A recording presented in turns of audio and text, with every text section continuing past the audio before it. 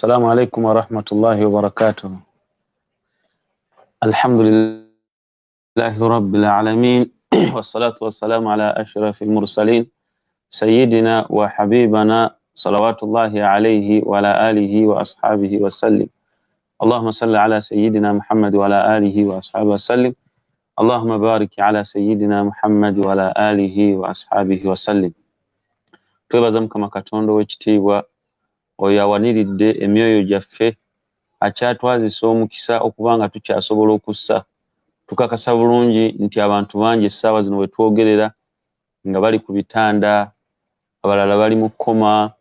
abalala bali mu makomera, abalala bagenda kubaziika. Naye ffe Allah okubanga akyatuleseewo,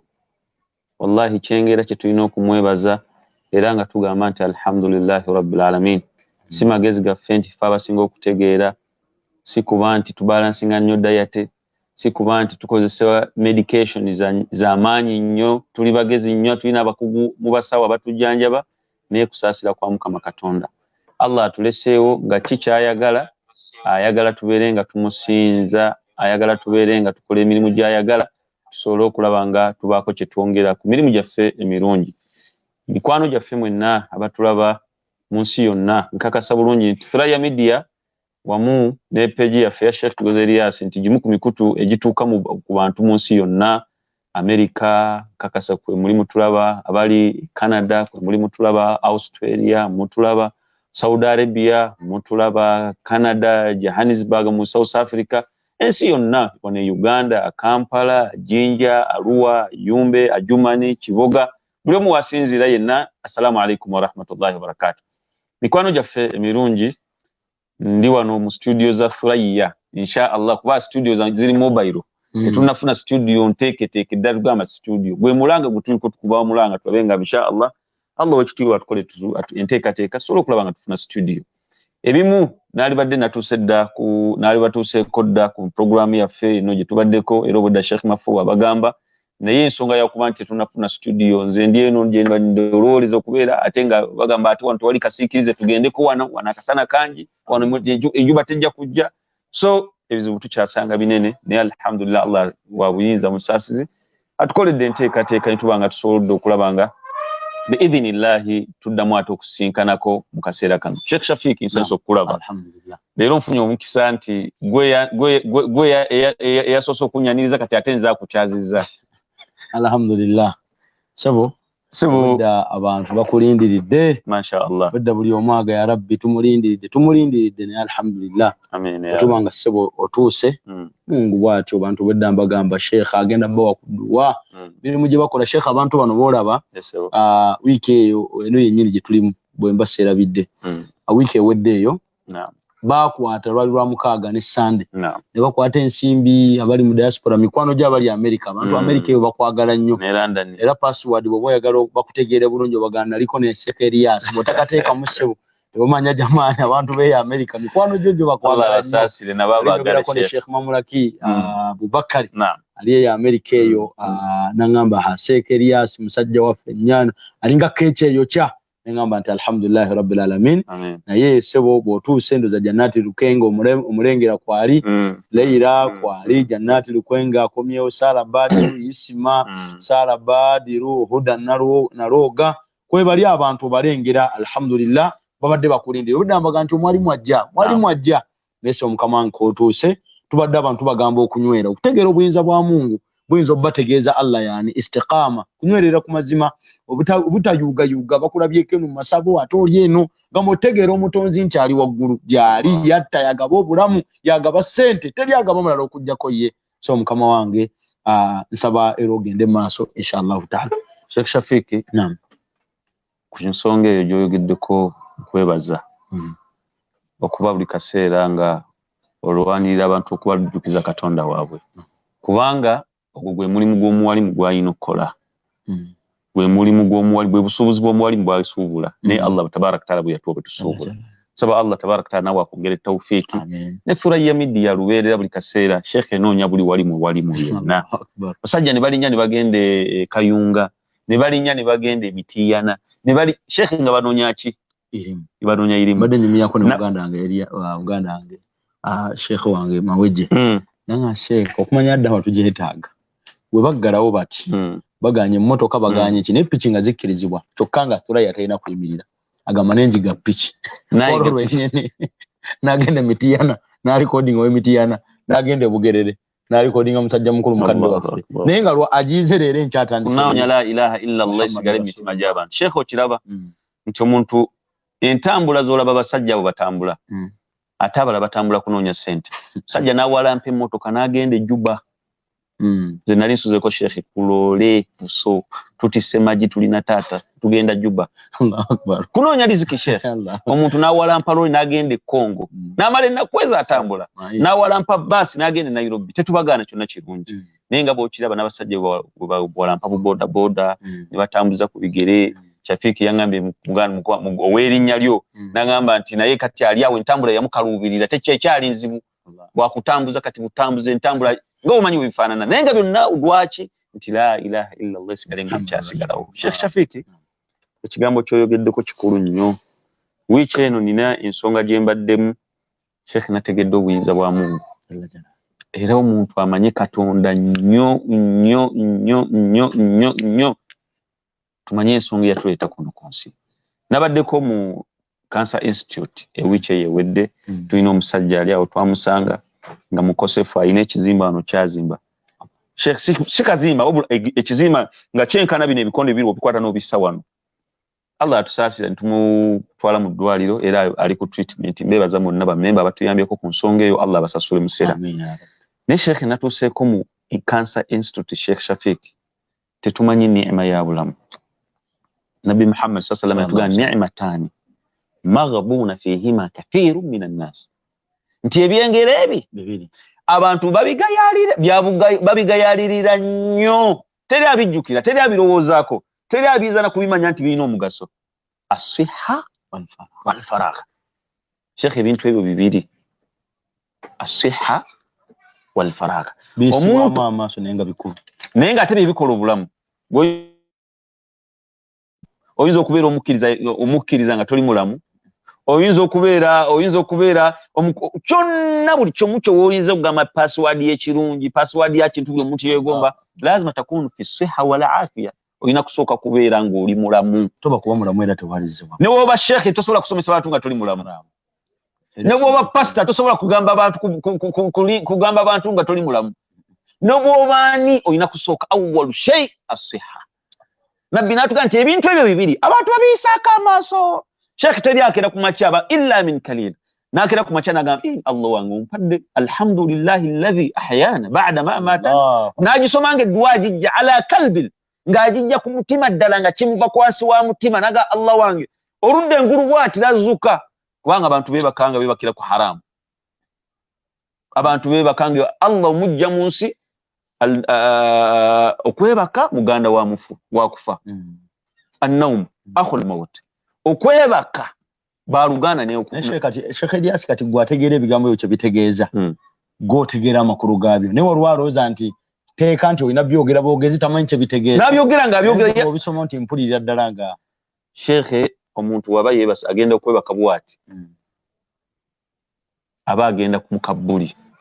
kyova olaba edduwa egamba nti alhamdulillahi alladhi amatendo ga Allah alladhi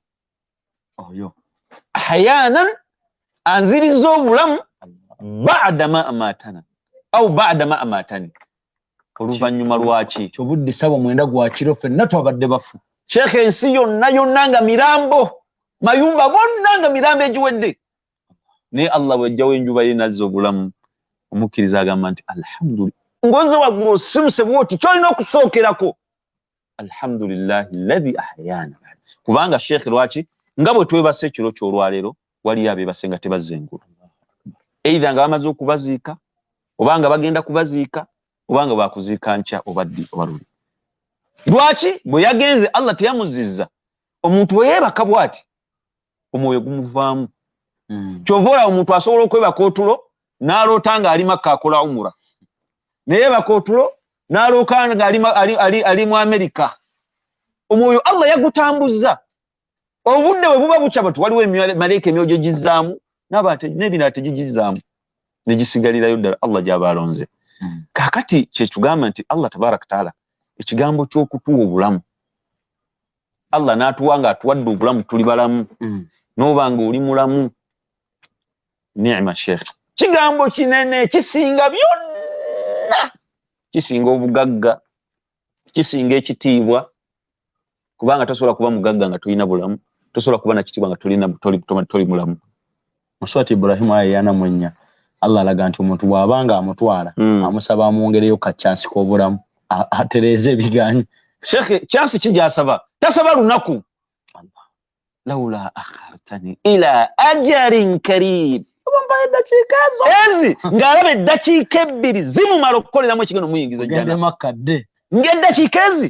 zimumala okufunira mu passport ye agende mu embassy bamuwe visa alinyonyonyi yetolole Kaaba Allah amutukuza amazambi ezi naye nga yawangala emyaka 7 emyaka 8 emyaka 9 Sheikh Mafu enseno giraba essaawa zino abantu bali ku nsinga wallahi bamanyi ayitawo nagamba gundi huyo ayiseewo nyo nekungana gundi huyo ayiseewo n'atuuka buli omu n'amanya gundi atuuse olw'emmundu ezimwetooloddwa olw'obulwa abantu abamwetooloddwa abaana bavubuka bafuna ku busente sente ogenda okulaba nga afuna emmotoka emukulembera afuna n'ekirala ekimugira nga naye atambulira wakati buli omu n'amanya nti wooli naye olunaku luba lumwolu Allah essaawa egi esekendi egi akatikitiki aka Allah naga kati ebyono biwedde ensi nekwerabira kutundwadde n'omusajja kasire eggwanga nga talina sheikh watuuka buli omu n'atatya mu nsi abadde talina mu nsi muno nga talina gwatya waggulu eri ensi bwoyizoga nti gyekoma ensi nga talina kyatyayo wansi eno ewasema nga talina kyatyayo era nga y'omuntu buli gwewaga nti otomutiisatiisa ni kati kasire eggwanga sheikh alinga atabangako ku nsi essaawa zino omwana gwe bazadde olwaleero amusinga value n'ekitiibwa emmundu yaziresewa sheikh abadde ye mutomuggyako mundu yesigala n'embwaye naye mundu sheikh kati bagiwadde dde omulala era we kubaziza baziza dda mu barracks embwa yasigaddewo omulala yasigadde bamwano babadde mukozi kati yafuuse mukama waayo naye omusajja gwe tubadde twogerako sheikh nga bantu bakamba tewali atamutya era nga buli omu ekiganye gwe bagamba nti kasi yegendawo atuukawo yayokya tractor nene busawo kati akagaali tayinza kocha kagaali kinene sheikh ninsula newejje gwe kabuli tasobola kwetaasa naye yayokya tractor teri yamugambako naye wanayinza okukikola okolola bukolozi ku motoka ya muntu ng'adde otambula sheikh bakukwata jeki naye tractor nejja neggwawo kiraga nti abadde oba oliawo nga naye w'amaanyi n'olunaku lwatuuse kitugamba Allah kye yagamba nti ni'matani fihima kathiru minan nas as-siha kyali badde kya buvunaanyizibwa abantu okubanga Allah obulamu bwatuwadde okubukozesa ekyamakulu obulamu tubukozese ebitwogenda twongera account mu maaso ga Allah buli lunaku we lukya bwe ruti weebuuze kiki ennyongedde ku account yange mu maaso ga Allah sheikh wanaaba omuntu wakufuna kasente wakulakulamu buli omu olina account sheikh wagulawo account era oli okulaba nga tolina account alabanga gwe atalina magaso n'atalina makulu si bwe kiri sheikh bw'omala okugulawo account buli omu ayagala akulaba account ye ezitowa kyenkana ki naye nga twerabidde nti tulinayo account mu maaso ga Allah sheikh bebuuza ku bantu batandika obabuuza olinayo wagulayo ku account mu maaso ga Allah olinayo account gye waggulayo ng'ezo sente z'oteekayo zigenda kutaasa mu maaso ga Allah mwannyinaze Nashir olinayo account mu maaso ga Allah Namatov olinayo account mu maaso ga Allah Namatov Laila olinayo ku account mu maaso ga Allah Liam Namutebi olinayo ku account mu maaso ga Allah Fadi olinayo account mu maaso ga Allah Ismaili Sofi olinayo account mu maaso ga Allah Shams olinayo account Shakhs olinayo account mu maaso ga Allah Firdaus olinayo account mu maaso ga Allah Atia bint Ibrahim, do you have an account in Allah's bank? Shamrin olinayo account mu maaso ga Allah Shadi Fad olinayo account mu maaso ga Allah awo wennyini n'atulaba gwe batwogeddeeko gwe babuuza weebuuze nga tebanna gwe wekka ng'okutta essimu yo bw'oti gikwate otuleko mu bbanga ogende naye mu ggulu eyo ninayo account yange era seeka woyinza okwebalira balira nti olina account kwe kuddawo ogambe bayambye abantu Sheikh Erias tukufolowinga Allah akkirize alhamdulillah olina abantu bangi b'oyambyeko mu mbeera emu oba endala naye omuntu atulaba yeebuuza agambe nti naye ebbanga lyendabidde omuwalimu nina ettafali nali ntaddeko nti kuyamba olwalero tuzimbye emizikiti webuuze emizikiti egizimbiddwa ninako olwataano ninako akawunti gwe ali ku Thurayya ku studio ezimbibwa oinako olwataano lonti luluna luteekako ku akawunti yange ng'omuntu yeebuuzeemu nga ye. Sheikh ebigambo by'obulamu bino bigambo bizito. Akaseera kano ke tulimu tukyali mu lockdown njagala okutegeeza weewaawo abantu batambula naye ensi eri mu pause. That what I can say. Buli omu asiriikiridde tamanyi ki kigenda kuddako. Bantu bakiira ku makya ne bava ewaka ne baddayo ku mirimu, ne bava ewaka ne baddayo ku mirimu, ne bava ewaka ne baddayo ku mirimu. Naye nga tebatuulangako awo kulowooza kiki ekigenda okuddako oluvannyuma lwa kino. Kubanga kino ekintu ekyajja mu nsi kya nsi yonna, si kya Uganda yokka, si kyani. Coronavirus senyiga. Oga nti senyiga akwata omuntu Allah n'agifuula sababu emujjulula. Ekintu ekyo abantu bakirowoozeeko nnyo. Tumanyi kati embeera eyo bw'eba bw'etyo yiweze mu nsi kiki kye kiddako. Nina kukola ki? What's next? What's a plan B? Ebintu mubijjemu ebyobufuzi, mubijjemu interest zammwe, wabula mujjemu interest ya Mukama Katonda. Sheikh abagambe istiqama. Gwe istiqama yo gikoledde ku kiki kye weekutteko kye wenywerezaako. Kiki kye weekutteko kye wenywerezaako ky'ogamba nti nze kino kye neekutteko nawe naasisinkana Allah wange nja kumugamba kino. Sheikh abasajja abasatu obajjukira. Abasajja abasatu abajjukira. Abaali mu safari yaabwe nga batambula ne beewogoma mu jjinja ne lijja ne libabuutikira hadithi ntuufu mu Bukhari ne Muslim mwezonna mwe ziri. Naye Allah abawa irhamu omukubona nga buli omu ayogereyo omulimu gwe yali akoze ng'agukola lillahi rabbul alamin. Sheikh Mafu sazino Allah n'abikira ku makya n'agamba nti wano omulumu tuli atugaliddewo. Teri afuluma. Ekyo mukijje ku Sheikh Mafu, mukijje ku Sheikh Erias wadde Sheikh Mawejje mukiteeke ku gwe kennyini gwa saawa zino Kafeero na Jeep na Nkabairwa na Kayibali Fatuma wabikiddwa jjinja na Kafu kitwale nte jjinja libisegwe na Kafu saawa zino na Kafu Janati biwembo kali awo Mafu MK kitwale nte jjinja saawa zino libisegwe Kenko Mutumba kitwale nte jjinja saawa zino libisegwe essaawa zino kikyo oyinza okukola Katonda najjawo obusungu bwe. Sheikh ebintu bibiri oba bisatu ebiyinza okukyusakyusa mu programu ya Mukama Katonda. Ekisookera ddala addu'a, kuwanika ku mikono, okusaba Katonda. Sheikh Allah yatugamba ddala id'uuni. Ani agamba Sheikh? Jalla jalaaluhu huwa al-ghaniyyu. Sheikh ye mugagga, ye wekitiibwa. Oyagala sente ozisabani Allah, oyagala ekitiibwa Sheikh tusabani Allah, oyagala omukyalo omusabani, oyagala abaana obasabani Allah, oyagala emikwano ogisabani Allah, oyagala ejjana ogisabani Allah, oyagala cooking mu ogusabani Allah, oyagala okwagala Sheikh okusabani. Huwa qadir. Sheikh yalina buli kimu. Kati bw'oluvannyuma lw'okubanga alina buli kimu atugamba nti id'uuni. Tuli ku kigambo istiqama. Nwera munsabe kubanga bye mubagamba okunsaba mbirina. Bwe mulaba munsabe astajibu lakum. Allah basuubiza. Badde n'omukyali saawa zino ansindikidde video message mbadde nzija nanga Sheikh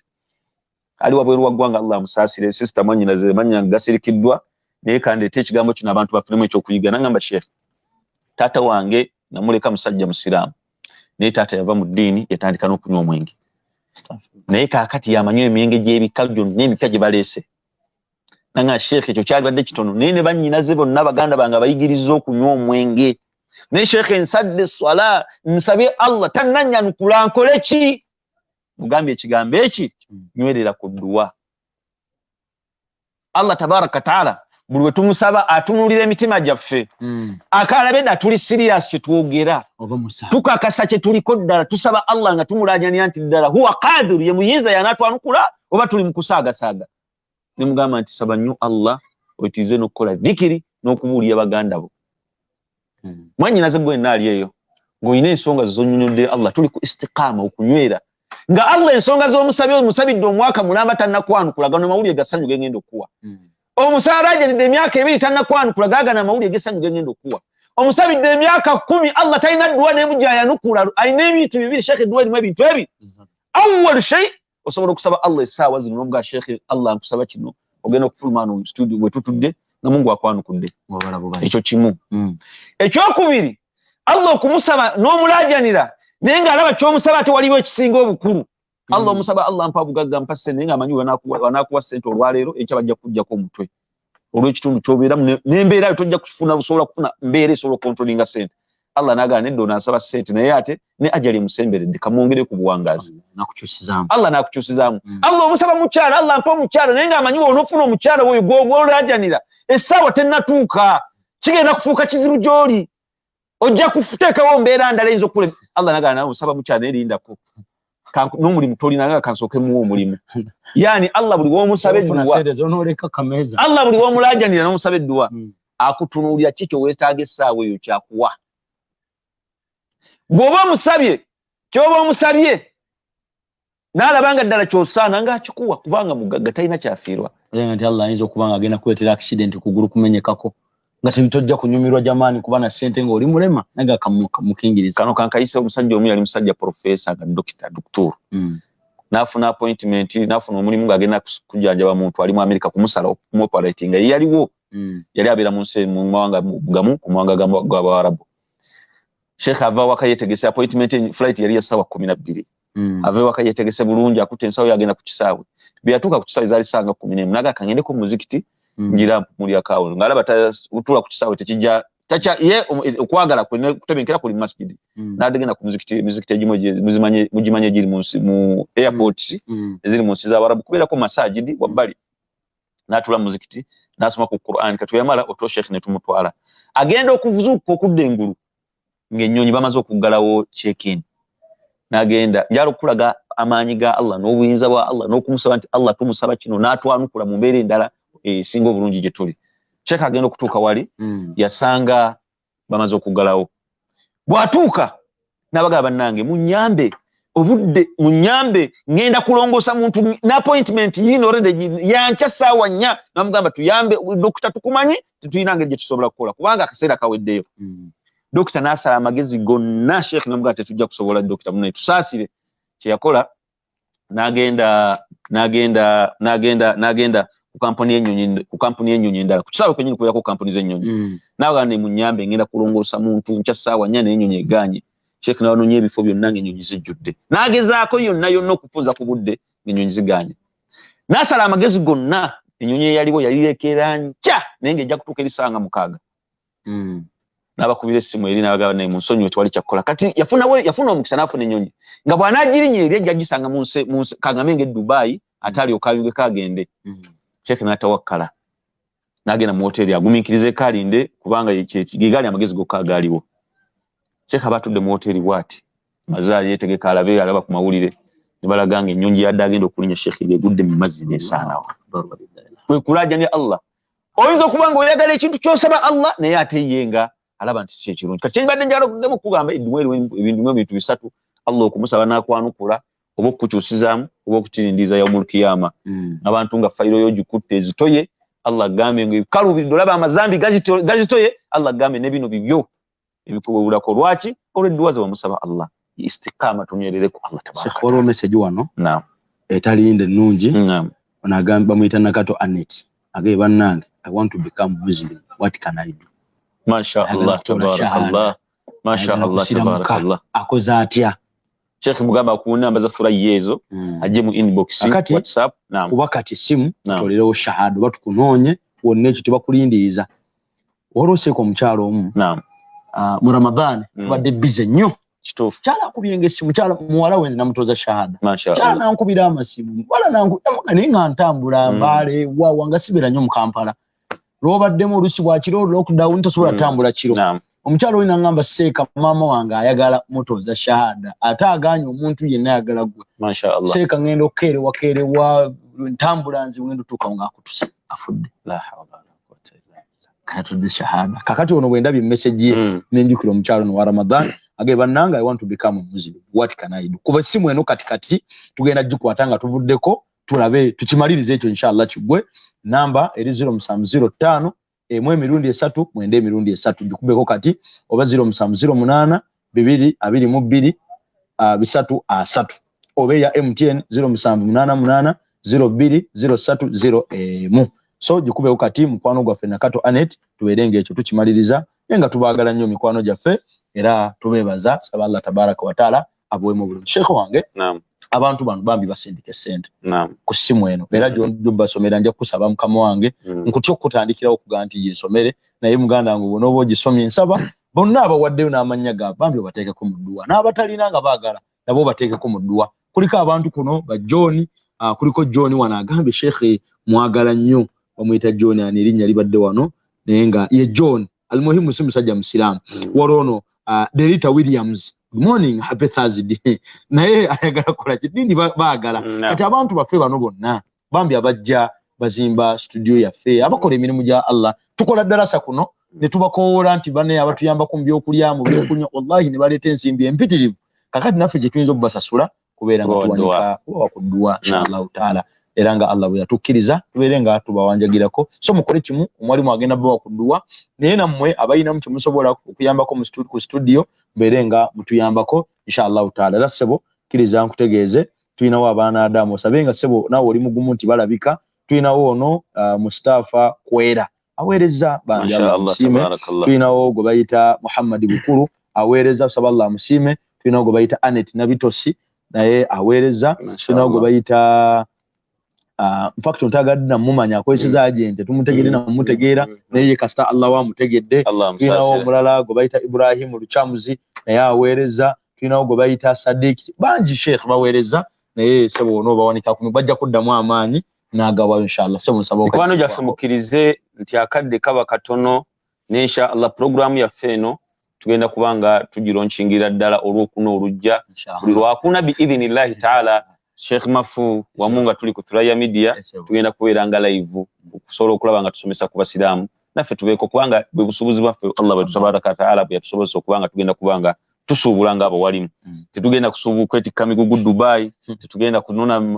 container China kuba tetulina sente ezo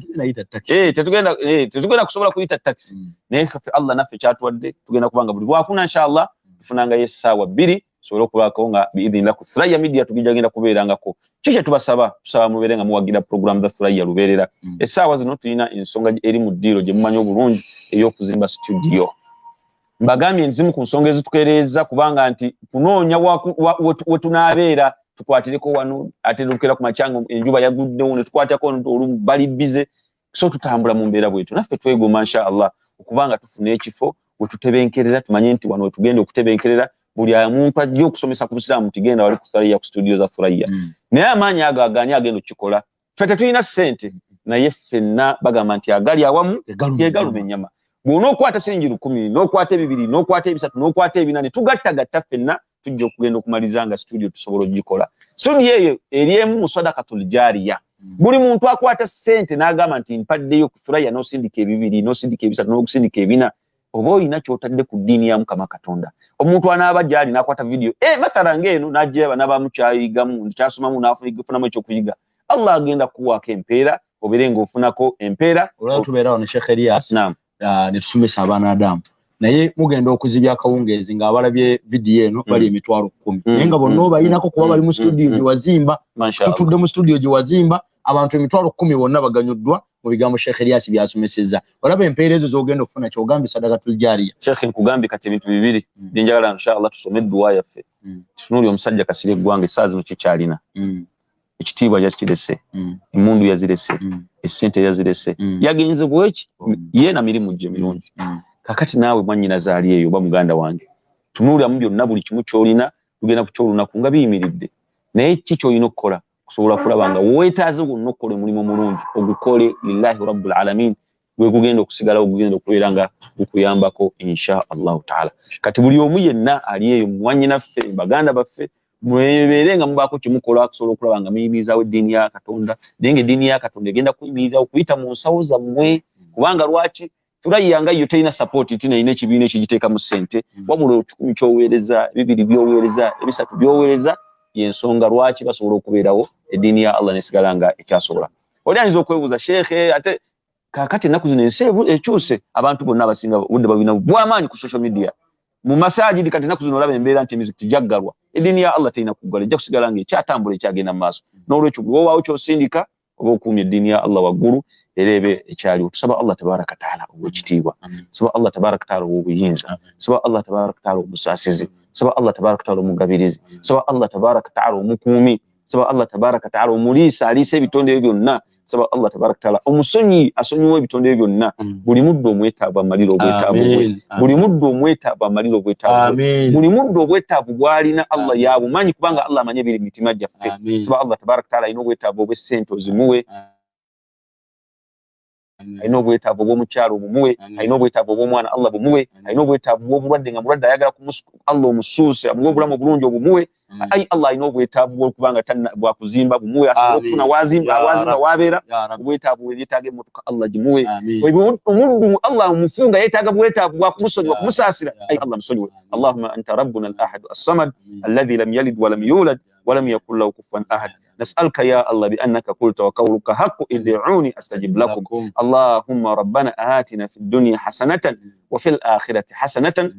وقنا عذاب النار اللهم إنك عفو كريم تحب العفو فاعف عنا اللهم ارزقنا حبك وحب من يحبك وحب عمل يقربنا إليك يا رب العالمين اللهم اغفر لنا واغفر آباؤنا وأمهاتنا وأجدادنا اللهم احفظنا واحفظ أولادنا وأزواجنا وأخواننا اللهم انزل علينا البركة والتوفيق فاغفر لنا واغفر آباؤنا وأمهاتنا واغفر لهم كما ربونا صغارا اللهم اغفر جميع المسلمين اللهم احفظ جميع المسلمين اللهم استر عوراتنا يا رب العالمين فاغفر لنا وارحمنا وانصرنا من كل بلاء وانصرنا من كل فتنة برحمتك إنك على كل شيء قدير اللهم ارحم موتانا وأموات المسلمين اللهم نور قبورهم واجعل قبورهم روضا من رياض الجنة فانصروا من عذاب القبر وانصروا من ضيق القبر إنك أنت الرحمن الرحيم اللهم زدنا البركة والتوفيق وزدنا النجاح والقبول في أمورنا كل وفي التحركات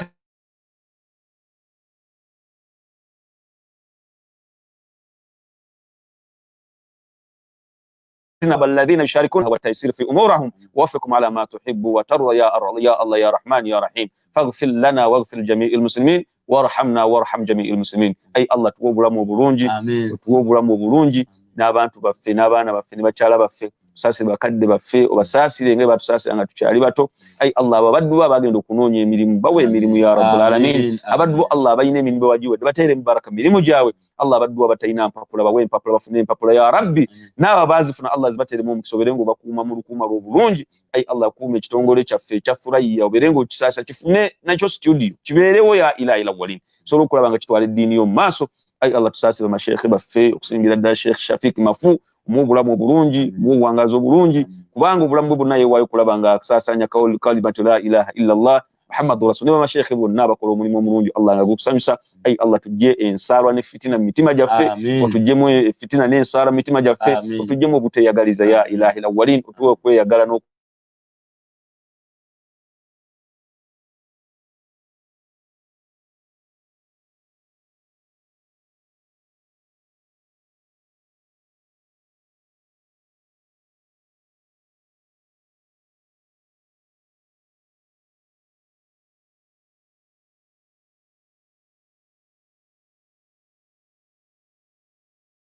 kwesaasira n'okuwangala obulungi tekimbadde bw'oyagala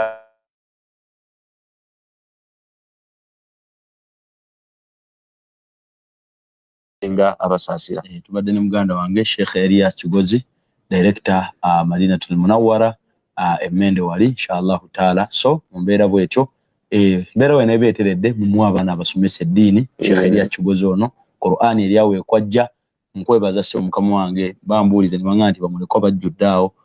bateekako amaanyi ag'enjawulo saba Allah akusiime emirimu gy'okola gyonna sebo naawe nkusabira amaanyi g'oteekamu n'oteekawo n'owe bugerere kati oluva n'ogenda bugerere era kuweereza Allah saba Allah abeere nga akusiima. Twebaza baganda baffe Thurayya Zira Media, baganda wange yawe Shafik, baganda wange AbduRahman Mawejje, sente za mwenna ab'ebitiibwa abali kuno Nyanzi, mwenna Allah abasiime abwemu obulungi inshallah mulungi ogunaddako olunaku olwokuna tujja kubeera ku kuno ne muganda wange okuva essaawa zijja kuba 4 inshallah tujja kutambulanga bwetyo ebbanga lyonna. Allah abasiime. Wassalamu alaikum wa rahmatullahi wa barakatuh. Sheikh ntokaleka nti abantu b'e London oba mu America mwenna bali mu